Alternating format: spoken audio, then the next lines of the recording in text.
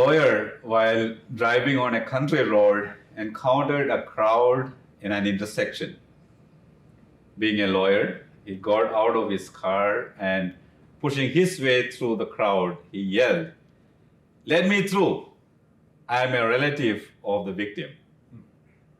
The crowd made way for him to catch sight of a dead pig hit by a car. That is how far greed and wealth can bring us. We can force our way through a crowd here on earth, but we can't force our way into heaven. Today's gospel passage calls us to reflect on how wealth can hinder our getting into heaven. Let us begin by asking, what is the problem with the wealth? In St. Paul's first letter to Timothy, chapter 6, verse 10, we read that the love of money is a root of all evil and not money itself. Wealth is not intrinsically evil, but our attitude towards it, the ways we get it, and the use we put it to can affect. When we consider wealth the source of ultimate happiness, it can hinder grace and spiritual growth.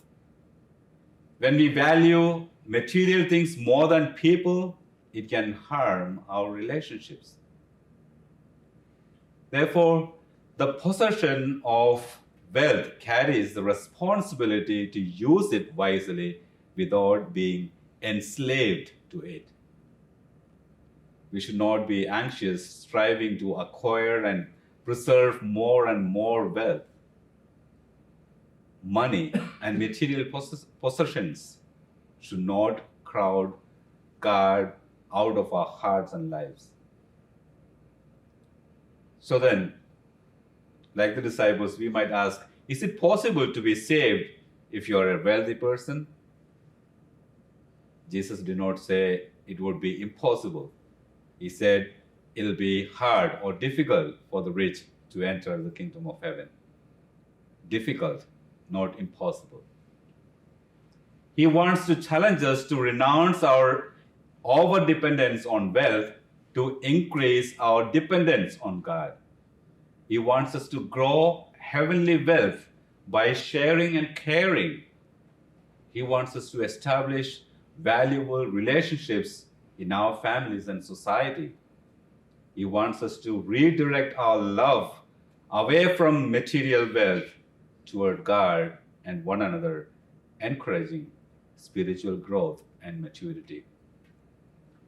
When we let go our greed for wealth and let God and others into our lives, we begin our journey toward the kingdom.